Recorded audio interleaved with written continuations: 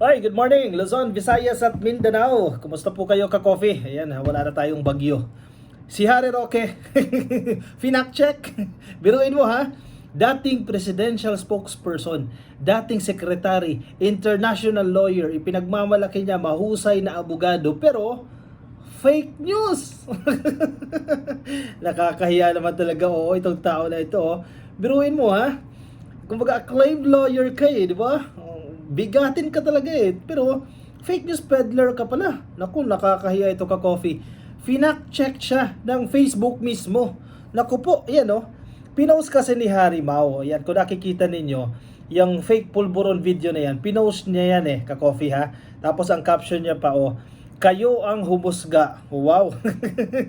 Sila naman yan nila Maharlika Even yung PNP nagsabi na pinost yan ni Contreras, si Maharlika, no? Ito, si Facebook na mismo, hindi na nakatiis dito kay Harry Roque. Finac check na siya mismo. Nakikita nyo dyan sa baba, pumunta kayo sa Facebook page ni Harry Roque. May makikita kayo dyan parang information ka-coffee tapos ayan nakalagay, basahin natin. Missing context.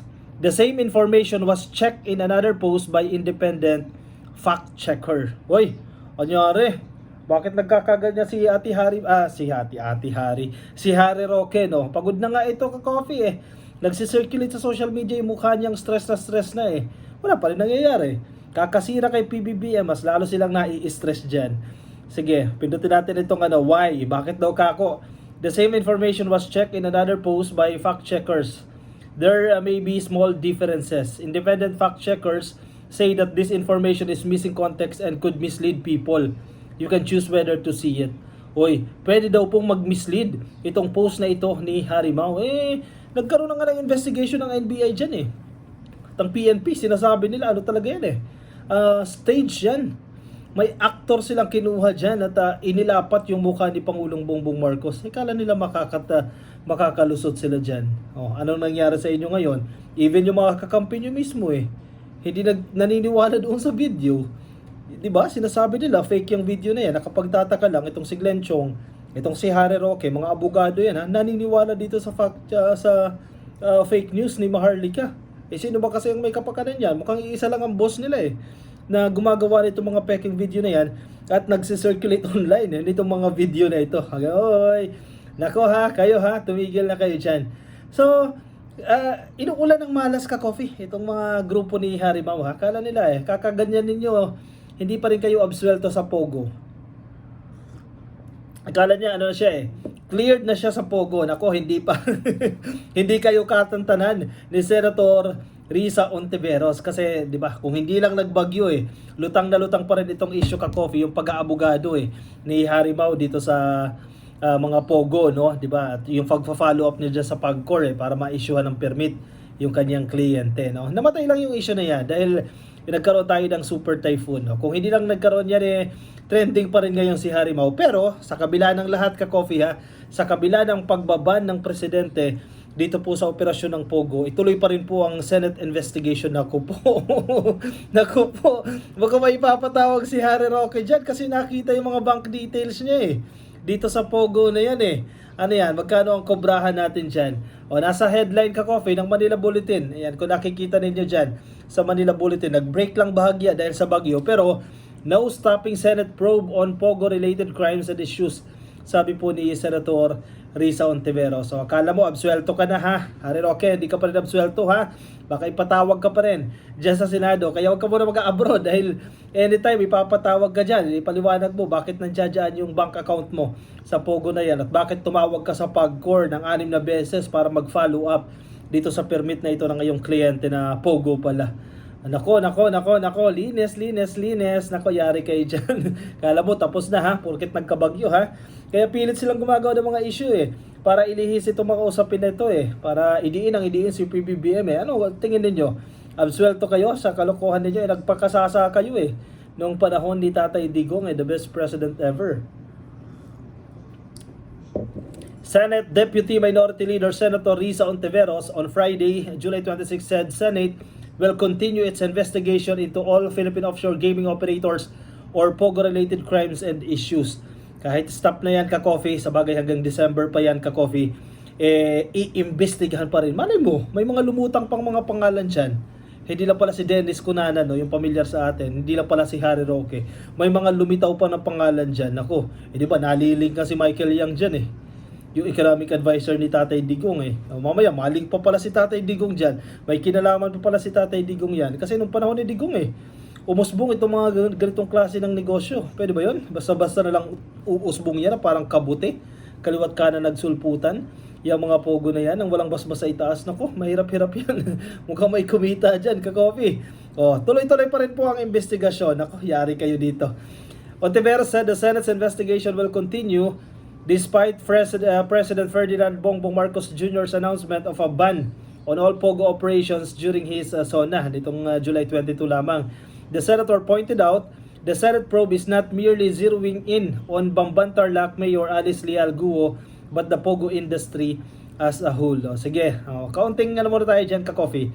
Kaunting hindi ba absuelto, no? Kaunting lihis muna tayo dito kay Alice Guo kasi baka iniisip nila eh. Kasi si Alice Guo na mismo nag-express na parang sinisingle out daw siya. Sige, hindi. Buong industry ng pogo, may mga malalaking pangalan pa na lulutang dyan. It's not over yet. Hindi lang naman si Mayor Guo ang iimbestigahan dito, kundi ang buong industriya ng pogo na nagdala ng samot-saring krimen sa bansa. Again, kaninong administrasyon nagsulputan yan? Kay Tatay Digong. Kahit inanunsyo na ng pagban ng pogo, oversight function ng Senado, ang matiyak na ang phase out ay tunay na maipatutupad na ang mga sangkot sa krimen ay matutukoy, ang mga victim survivors ay mabibigyan ng hustisya at ang mga manggagawa ay mabibigyan ng just transition. Tama nga naman yan. Siyempre may mga Pilipino din na affected dyan, no? At posibleng mawalan ng trabaho dyan. At medyo nakakatawa din naman, ka-coffee, yung argumento kasi ng iba dyan, kasi tutol sila sa pagsasara eh, nitong pogo. Bakit daw kailangan ipasara lahat itong pogo, no? Malaki daw mawawalang pera sa gobyerno natin, yan ang kanilang gina-justify dyan eh. Malaking pera ang sa tax collection, ang imbes na papasok yun sa treasury natin, sa pondo ng gobyerno, mawawala daw. Ang iba pa nilang argumento, isa-isahin natin yan, ang iba pa nilang argumento, mag-underground pa itong ilang mga operasyon, di ba? Yan ang sinasabi nila dyan eh. Hindi rin mawawala yan. Kasi mag-underground dyan eh. Kasi ganyan daw ang mga tao eh. Kapag pinagbabawalan, mag-underground. Tamang prinsipyo ba yun? O na, sige, dito para tayo sa isa. Malaki daw po ang perang mawawala sa gobyerno ng Pilipinas. Definitely, totoo yan. Malaki, no? Pero, bakit? Nabuhay naman tayo noon nang wala yung pogo na yan eh. Anong other revenue sources natin dyan? I-increase natin yung ating tax collection. Di ba? Ang dami mga mga kumpanya na hindi nakakapagbayad ng tamang buwis eh dahil di ba? Palaks-laks yung nagko-kolekta ng tax eh. Ma-compensate man lang yung mawawalang pondo. Other revenue sources tayo. Wag dito kasi yung social ill na dala nitong pogo napakarami. Di ba? Kung makikinig kayo sa Senate hearing eh, grabe yung ginagawa nila doon sa mga nagiging biktima nila eh. Yung social ill. Tingnan natin yung social impact nitong operasyon ng mga industriya na yan. Parang ano lang yan eh. Parang gagawa ka ng negosyo na makakasira sa tao. Di ba? Yes, malaki ang kita, makakasira naman sa tao. Okay ka ba dun? Di ba? Hindi. Doon naman sa argumento nila na magtatago lang din yan eh. Yung mga tao na yan eh. Kasi, ganyan naman daw ang karakteristik ng tao eh. Kapag pinigilan mo, gagawa ng paraan at magtatago-tago. Yes, gagawin pa rin naman yan. Posible pa rin naman yan. Pero, hindi na yung lantaran. Hindi na yung ganito extent ng operasyon nila. Tingnan mo, ka-coffee, yun dyan sa Bamban Tarlac, di ba? Yung mga structures dyan, napakaraming structures eh. Parang real estate talaga, ka-coffee. Kung walang permit yan, sa tingin nyo ba, ganyan-ganyan na lang yan? Makakapagtayo ng mga ganyang infrastructure yan? Kung patago yan, hindi nila magagawa yan. Hindi basta-basta, mabilis silang madidetect. Ngayon, nabawal na. So, yes, meron pa rin makakalusot dyan, yung patago-tago, pero hindi na tulad ng nangyayari ngayon na talamak talaga, na nag-umusbong yan sa panahon ni Tatay Digong. Kaliwat kanan, puro pogo na ang nangyari dito sa Pilipinas. Kasi may permit legal yan eh. Yes, ngayon, ipagbabawal na yan, meron pa rin yan. Marami pa rin yung mga lulusot dyan na mga pasaway, di ba? Pero hindi na ganyan ka grabe, hindi na ganyan katindi, hindi na ganyan kalantaran o wide scale o malawakan na talaga itong operasyon nila na mismong may mga structures pa. Siyempre hindi na mangyayari yan. Unless May mga umupo na naman dyan na Duterte. Nako, mahirap-hirap na ka-coffee. Babalik ulit itong operasyon ng mga pogo na yan. Pero si PBBM sigurado siya. Stop lahat yan. Yang pogo na yan, stop na yan. Itong mga fake news peddlers naman, itong mga DDS, binago lang daw yung pangalan. IGL daw. Bawal nga rin daw sabi ng PAGCOR Check nyo yung facts ninyo, puro kayo fake news dyan. Ontiveros also stressed the necessity of ensuring that the government's regulatory failures are addressed. Totoo din naman yan. Agree tayo dyan. Marami din kasing kurap na opisyal ng gobyerno na nagbigay ng permit. Number 1, ang administrasyon ni Alice Guo dyan, nag-issue ng mga permit dyan sa pogo na yan. At hindi lang si Alice Guo yan, marami pang mayor, marami pang mga opisyales na nag-i-issue nitong permit na yan. Dito, baka nga yung dating presidente, di ba? Posible din, ka-coffee, no? Kasi tawagan ka ba naman ni Harry Roque, patulong naman, no?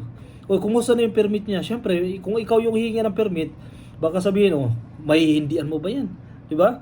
Baka pag initan ka naman, isubong ka kay Tatay Digong, pag initan ka, gawan ka ng kung ano-ano, kapag hindi mo napagbigyan. So, kailangan din magbalansin itong mga opisyal na ito. Pero, dapat magsimula yan doon sa top, di ba? Huwag mo masyado makapal ang mukha.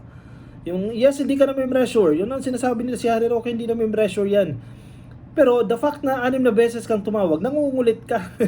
Gentleman ang pagsasabi mo, kumusta na yung ganyan, yung permit yung ganyan. Pero nangungulit ka pa rin. Di ba? Parehas lang yun. Hindi nagpe-pressure na, aprobahan mo na yan. Hindi ganyan. Pero sa kulit mo, na 6 na beses kang tumawag, may ibig sabihin ka. Maraming institusyon ng gobyerno ang mukhang nakurap ng mga pogo at kailangan tugunan ito ng mga pulisiyang maaaring isulong namin sa Senado. Correct.